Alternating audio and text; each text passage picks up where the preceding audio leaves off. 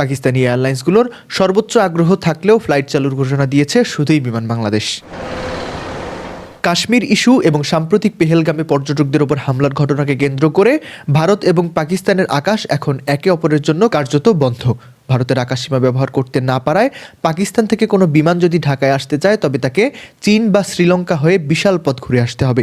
এই ঘুরপথ মানেই বিপুল পরিমাণ জ্বালানি খরচ আর সময়ের অপচয়। আকাশপথের বাণিজ্যে যা কোনোভাবেই লাভজনক নয়। ঠিক এই কারণেই পাকিস্তানি এয়ারলাইন্সগুলো ইচ্ছে থাকলেও ঢাকায় ফ্লাইট পরিচালনা করতে পারছে না। এই সংকটময় মুহূর্তেই সুযোগ নিচ্ছে বাংলাদেশ।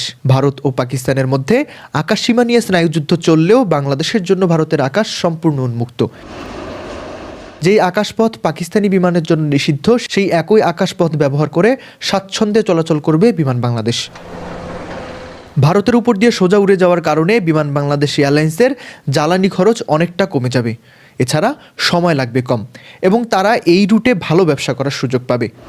এর ফলে পাকিস্তানের বিখ্যাত খেজুর বা অন্যান্য পণ্য যা আগে দুবাই ঘুরে আসতো এবং দাম বেড়ে যেত, তা এখন সরাসরি কার্গোতে কম খরচে দেশে আসবে।